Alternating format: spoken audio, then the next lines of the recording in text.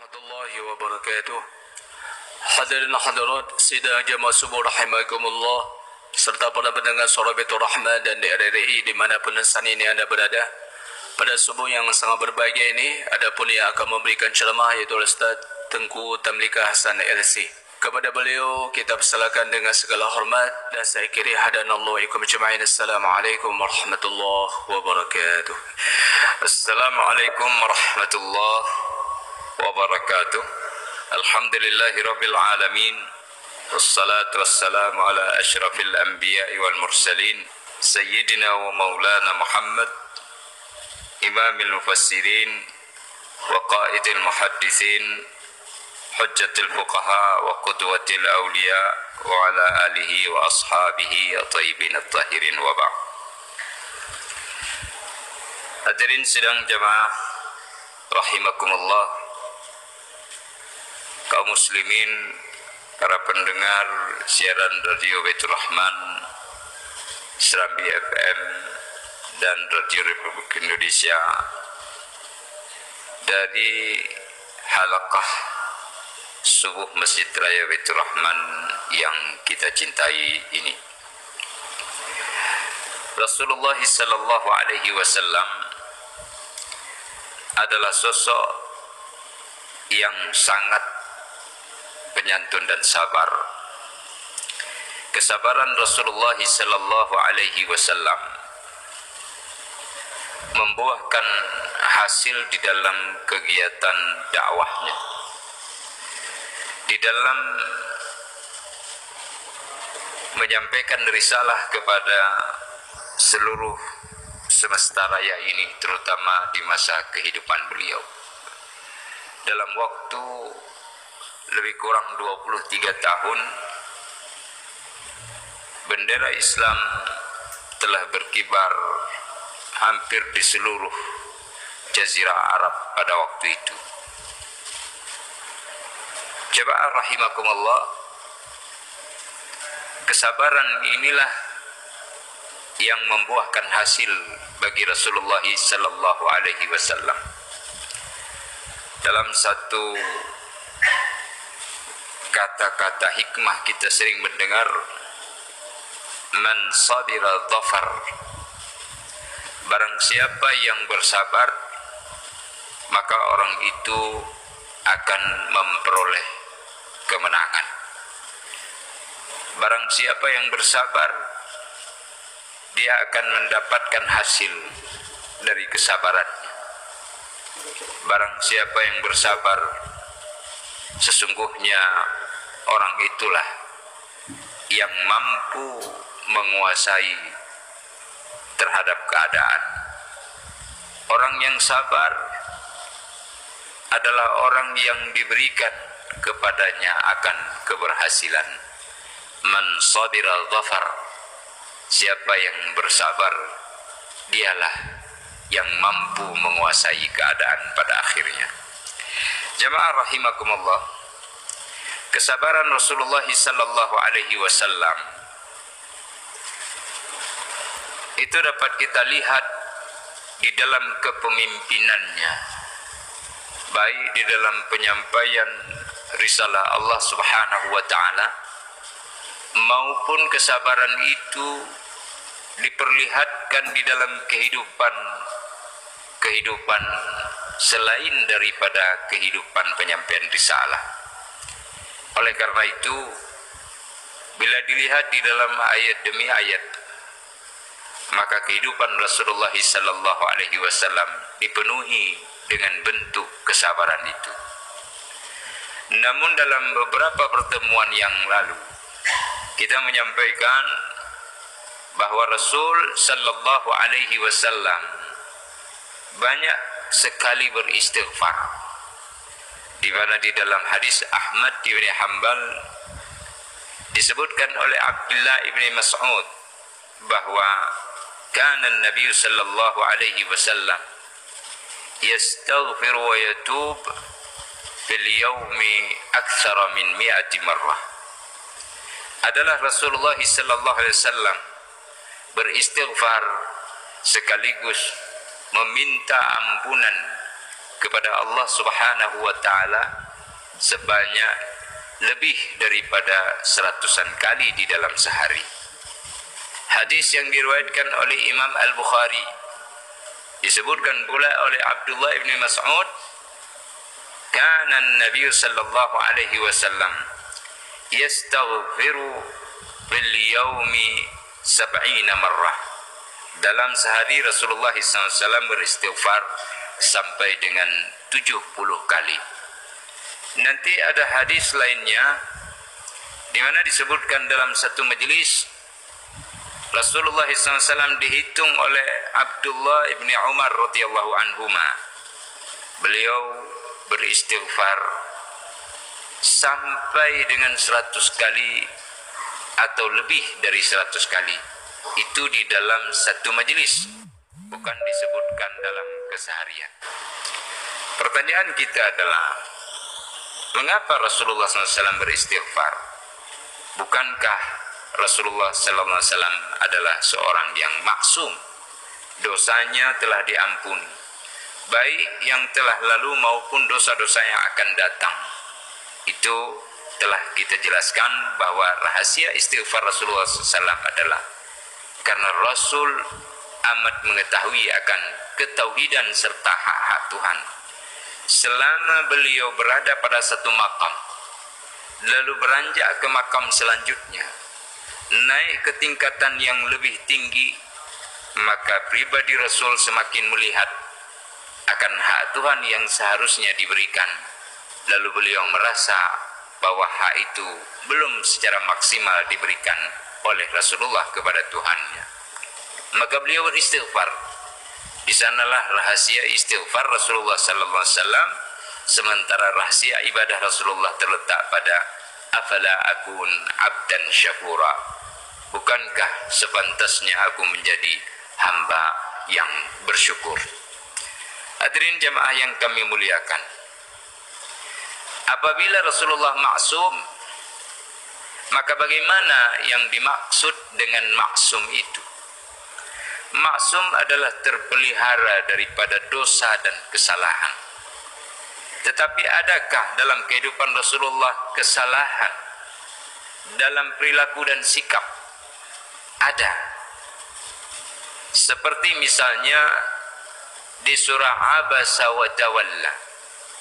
Surah Abasa menyebutkan bahwa Rasulullah SAW bermuka masam ketika ada seseorang yang tunanetra datang kepadanya ingin memintakan nasihat, ingin bertanya tentang agama, ingin istifsar dan berkonsultasi tentang keimanan. Tapi Rasulullah memalingkan wajahnya seraya terlihat masam akan muka Rasulullah.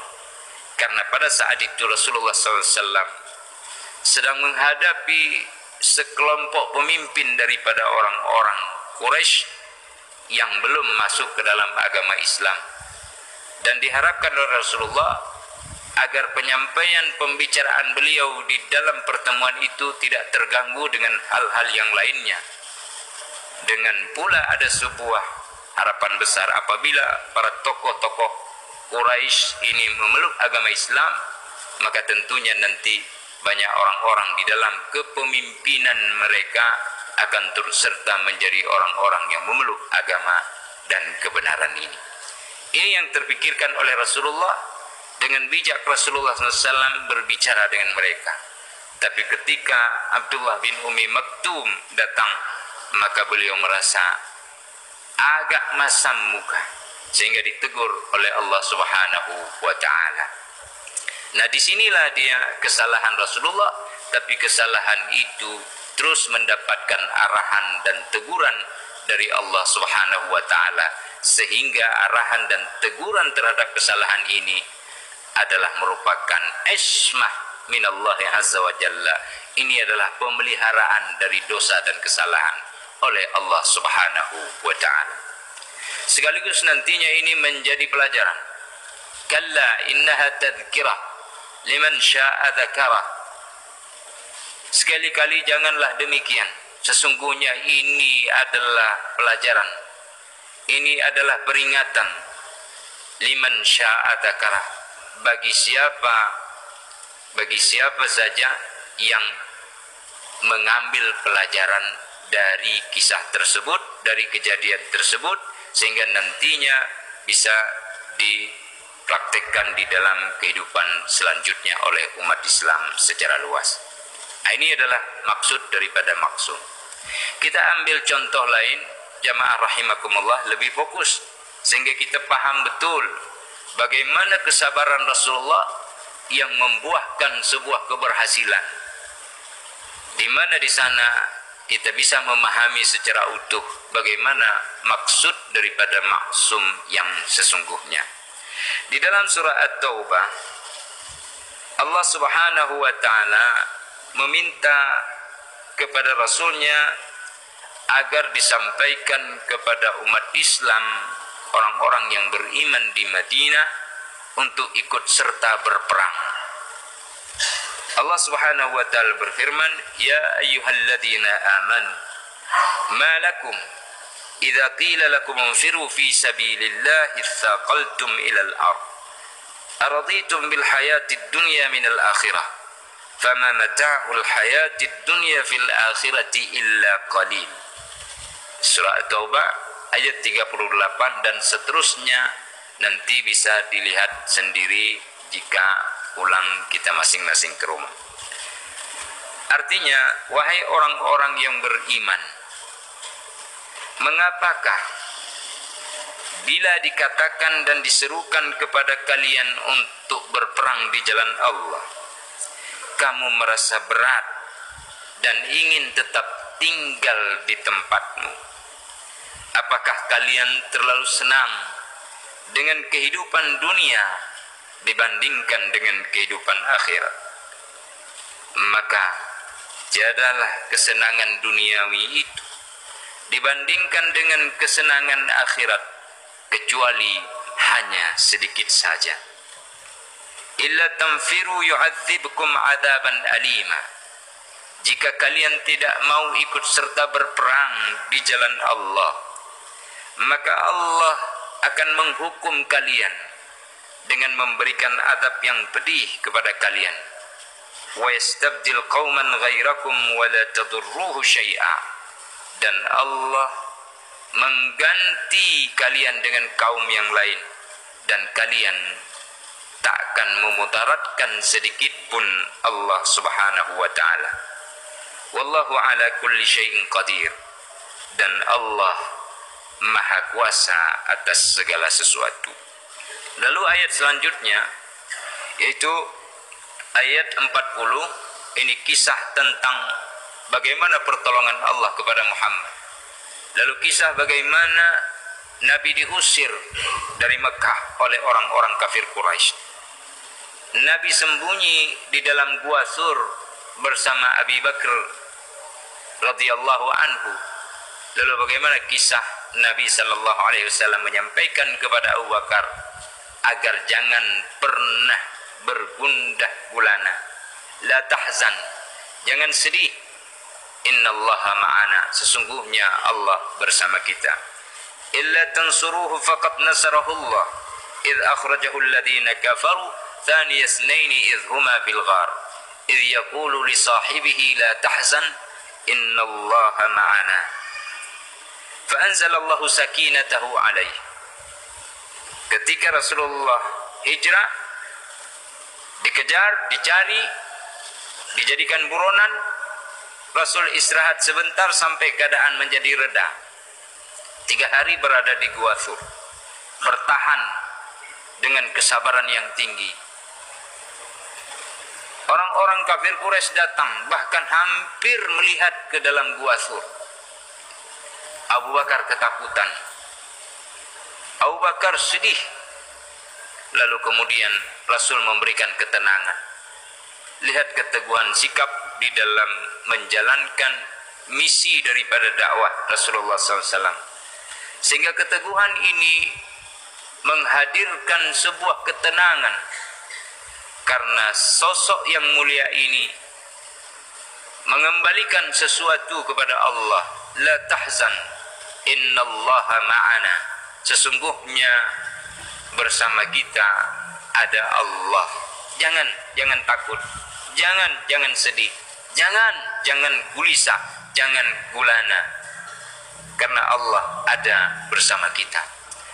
Jawaban yang mantap seperti inilah, fa anzalallahu sakinatahu alaihi wa ayyadahu bijunudin lam tarawha wa ja'ala kalimatal ladzina kafaru sufla wa kalimatullahi hiyal ulya. Seruan-seruan, penyampaian-penyampaian, kalimat-kalimat orang-orang kafir serta ajakan-ajakan mereka menjadi hina, dina dan rendah. Sementara Al-Quran wahyu Allah, kalimat Allah itu adalah tinggi adanya. Ini disampaikan oleh Allah Subhanahu wa ta'ala. Lalu perintah untuk berperang 100%, tua, muda, semuanya ikut. Infiru khifafan wa thiqala wajahidu bi amwalikum wa anfusikum fi sabilillah. Semua ayo berperang di jalan Allah. Ayo diuji, dan Allah minta untuk kita berperang di jalannya. Ada yang tidak mau, dulu tidak mau tolong Muhammad, Allah sudah tolong dulu Muhammad. Tidak butuh pada kalian tidak akan memudaratkan Allah. Ini disampaikan di dalam ayat demi ayat oleh Allah Subhanahu wa ta'ala.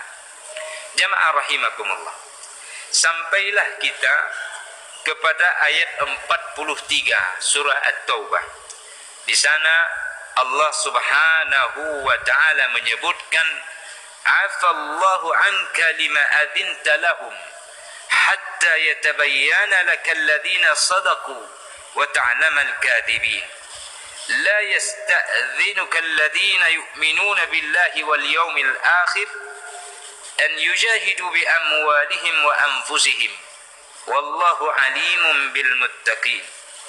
Innama yasta'dhinuka alladhina la yu'minuna billahi wal yawmil akhir wartabat qulubuhum fahum fi raibihim yataraddadun. Kita berhenti sejenak jemaah rahimakumullah. Apa di dalam ayat 43 ini? Allah menyebutkan afallahu anka lima adzinta lahum. Afallahu anka lima adzinta lahum. Allah memaafkanmu wahai Muhammad. Perhatikan. Allah memaafkanmu wahai Muhammad lima adzinta lahum. Allah mulai ayat ini, ayat 43 ini dengan kata maaf kepada Nabi. Sebenarnya maksud ayat lima adzinta lahum ya Muhammad. Kenapa engkau memberi izin kepada mereka wahai Muhammad? Bla bla bla bla bla bla, baru udahlah dimaafkan kamu. Tapi tidak demikian Allah sampaikan. Afallahu anka dimulai. Allah maafkan kamu, baru ada pertanyaan, baru ada mu'atabah, baru ada teguran. Allah memaafkan kamu, mengapa engkau beri izin kepada mereka untuk tidak ikut di dalam peperangan? Jadi kisahnya jamaah rahimakumullah, setelah penjabaran tadi tentang perintah perang, ada sekelompok orang-orang Arab di seputaran Madinah yang datang menjumpai Rasulullah sallallahu alaihi wasallam. Mereka minta izin untuk tidak ikut perang, dan kebetulan waktu itu adalah perang Tabuk, di mana udara begitu panas dan mereka siap untuk bercocok tanam, ataupun ada riwayat mengatakan mereka siap untuk memetik buah-buahan dan panen yang akan mereka peroleh, sehingga mereka menjadi malas. Ada pula orang-orang yang memang sama sekali berat kakinya untuk ikut serta dalam peperangan, apalagi perang Tabuk itu jauh dari kota Madinah keluar. Seandainya ajakanmu wahai Muhammad untuk memperoleh kenikmatan serta kekayaan dunia, lalu perjalanan itu dekat dari kota Madinah, mereka terus akan ikut, karena itu menguntungkan dan tidak meletihkan. Tapi karena ini perjalanan sampai ke Tabuk sana wahai Muhammad, kira-kira begitu, maka mereka merasa berat dan malas. Sebenarnya malas itu memang ada di dalam hati mereka. Mereka bukan orang-orang yang betul-betul beriman.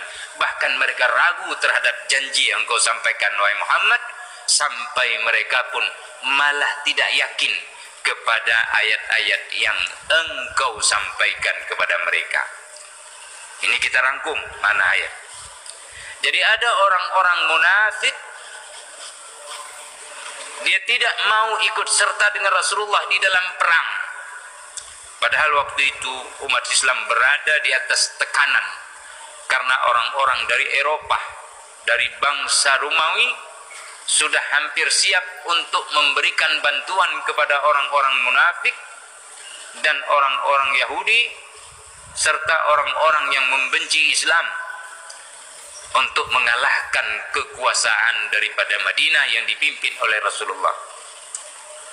Mereka mendatangkan tentara dan bersiap, tetapi Rasulullah tidak membiarkan ini terjadi, langsung dikejar dan dihadapi musuh sampai ke Tabuk. Tapi musuh ketakutan sehingga perang tidak sampai terjadi secara fisik dan frontal. Rasulullah pulang dengan membawa kemenangan. Sebelum itu terjadi, Rasul ajak orang-orang itu berperang di jalan Allah dan ikut serta. Tapi ada orang-orang munafik, orang-orang sekelompok dari Arab, mereka datang pada Rasulullah, "Ya Rasulullah, saya tidak bisa ikut. Izinkanlah saya untuk tidak ikut di dalam perang itu." Karena mereka minta izin, Rasul kasih izin. "Ya sudahlah, kamu tidak usah ikut. Boleh kali ini." Allah tegur Nabi. Allah tegur Nabi, "Lima azinta lahum." Kenapa Muhammad engkau beri izin kepada mereka? Nah, kita baca lagi ayatnya, jamaah rahimakumullah. Ya, hatta yatabayyana lakal ladina sadaqu wa ta'lamal kadhibin. Kenapa engkau beri izin kepada mereka untuk tidak ikut di dalam peperangan? Padahal kalau kamu diam saja dan berpaling dari mereka, karena hati mereka memang hati orang-orang yang ragu kepada kebenaran dakwah daripada engkau, hai Muhammad. Mereka enggak yakin dengan janji Allah di akhirat.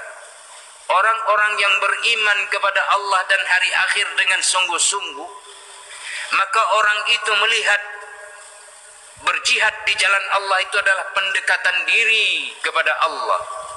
Dia akan dengan segera bersiap.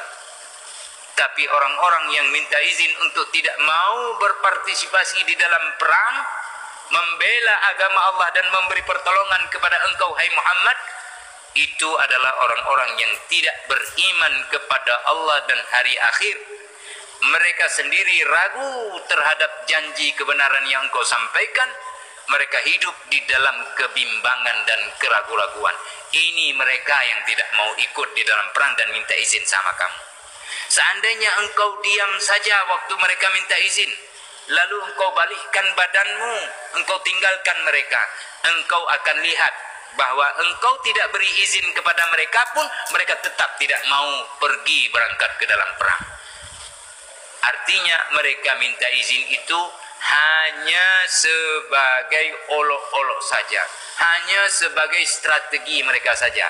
Sebelumnya mereka sudah duduk bersama musyawarah, lalu saling berbisik, "Ayo minta izin, istadzinu Rasulullah, fa in adzina lakum faq'udu, fa in lam ya'dzan lakum faq'udu." Minta izin, tidak usah ikut kita dalam perang. Kalau dikasih izin, kamu berarti duduk saja, tidak usah ikut. Kalau tidak dikasih izin sama Muhammad, sama Rasulullah, kamu tidak usah pergi juga. Jadi minta izin dengan tidak dikasih izin, dengan tidak dikasih izin, yang penting kita jangan berangkat. Itu rencana mereka. Tapi Rasulullah setelah melihat keadaan, berpikir sejenak, menggunakan semua potensi yang ada di dalam pemikiran dan perasaan beliau. Maka kemudian beliau kasih izin, "Sudahlah, kalian tidak apa-apa, tidak ikut kali ini." Ditegur oleh Allah, "Jangan seperti itu. Kalau kamu diam, kamu akan tahu mana sesungguhnya orang-orang yang benar terhadap minta izin mereka, dan mana sesungguhnya orang-orang yang dusta. Dia pura-pura saja minta izin, padahal hanya untuk mengolok-olok saja." Jamaah rahimakumullah, itu adalah rentetan kisah. Yang menjadi fokus kita adalah afallahu anka lima adinta lahu. Allah mulai, Allah memaafkanmu wahai Muhammad Mengapa engkau kasih izin kepada mereka untuk tidak ikut di dalam perang? Allah mulai dengan maaf duluan. Inilah yang dimaksud dengan maksum. Karena sesungguhnya kesalahan dari Rasulullah tidak akan terjadi apabila dia berhubungan dengan wahyu. Wa ma yantiqu 'anil hawa in huwa illa wahyun yuha. Ini ayat punya dua maksud. Wa ma yantiqu bil Qur'ani 'anil hawa, itu maksud pertama. Muhammad Rasulullah tidaklah berbicara tentang Al-Quran menurut hawa nafsunya, tidak. In huwa illa wahyun yuha. Al-Quran itu tidak lain melainkan wahyu yang diwahyukan kepadanya dan disampaikan persis sebagaimana yang disampaikan oleh Jibril Al-Amin yang sangat terpercaya dalam penyampaian wahyu. Dia tidak akan gonta-ganti. Satu huruf pun tidak akan diganti oleh Rasulullah. Terpercaya betul. Wa ma yantiqu bil Qur'ani 'anil hawa. In huwa illa wahyun yuha. In al-Quran illa wahyun yuha ila Muhammad sallallahu alaihi wasallam. Itu makna pertama. Makna yang kedua, jamaah rahimakumullah, wa ma yantiqu 'anil hawa ay wa ma yantiqu ay yusdaru min Rasulillah sallallahu alaihi wasallam min amrin wa yahkumu fihi ala ma ishtaha nafsuhu au 'anil hawa. Muhammad mengambil suatu keputusan min hawarisiz zaman, dari permasalahan-permasalahan yang dihadapinya, bukan berhubungan dengan hukum yang diturunkan dalam wahyu, tapi kesimpulan yang diambil oleh Nabi, keputusan yang dipikirkan oleh Nabi setelah beliau berijtihad dengan sungguh-sungguh. Nah, keputusan itu bukan mengikuti seenak hati Nabi, bukan pula karena hawa nafsu untuk kepentingan kepribadian Nabi, tapi Nabi berpikir dengan sungguh-sungguh. Inilah disebut dengan ijtihad dari Rasulullah sallallahu alaihi wasallam. Karena sebagaimana kita ketahui di dalam kaidah bahwa ijtihad itu berlaku pada sesuatu yang tidak ada nas. Sementara hukum yang sudah tetap nasnya tidak berlaku ijtihad. Babi itu haram. Karena Al-Quran menyebut secara langsung ayatnya, innamal khamru wal maisir wal ansabu wal azlamu rijsun min amali syaitan. Kemudian hurrimat alaikumul maitatu wad damu walahmul khinzir. Darah bisa minum enggak? Haram. Oh, kayaknya ada manfaatnya. Tidak. Karena ayat langsung menyebutkan haram. Babi juga demikian, haram. Zina juga demikian, haram. Tetapi nanti baru ada hal-hal yang berijtihad bila berhubungan dengan sesuatu yang tidak langsung terkait dengan nas, terkait dengan babi itu sendiri, terkait dengan kamar itu sendiri, terkait dengan keadaan, atau mungkin masuk keadaan kepada hukum lain. Famanit turra minkum fi makhmasatin fala isma alaih. Siapa yang berada di dalam kemudaratan, kalau hendak dia makan babi itu mati, maka makan tapi jangan berlebih-lebihan. Itu juga ayat hukum, tak ada di sana ijtihad. Tapi pada sesuatu yang tidak ada ayat dan nasnya secara detail, maka di sana ada ijtihad. Rasulullah sallallahu alaihi wasallam berbicara tentang ijtihadnya, mengambil keputusan setelah beliau pikirkan secara matang dan benar, mengikuti metode-metode yang benar-benar berada di dalam sebuah rasionalitas yang dipakai intelektualitas yang tinggi serta perasaan. Ini dilakukan wama yantiqu anil hawa in huwa illa wahyun yuha. Tidak dilakukan oleh Rasulullah kecuali dengan betul-betul dia sama sekali bukan karena kepentingan pribadinya. Ini disampaikan makna dua ayat. Nah, apabila yang kedua yang dimaksud, maka datanglah wahyu untuk membenarkan jika terjadi kesalahan.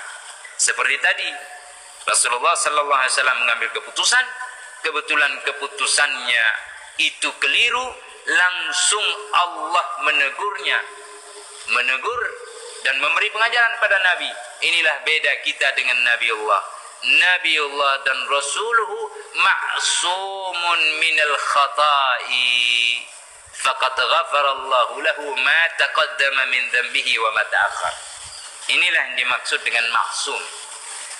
Kita hendak habis ambil keputusan, boleh jadi keputusan yang kita ambil memang tidak mengikuti hawa nafsu, kita pikirkan secara matang-matang, tapi silap dan keliru saat kita ambil kesimpulan. Nah, tidak langsung ditegur oleh wahyu, tidak langsung turun Jibril menyampaikan wahyu. Ini kita tidak maksum. Nabi langsung maksum, maka tidak ada dosa. Bahkan Allah mendahulukan kemaafan kepada Rasulullah sallallahu alaihi wasallam di dalam ayat 43 surah At-Taubah ini dibandingkan dengan teguran dan pengajarannya.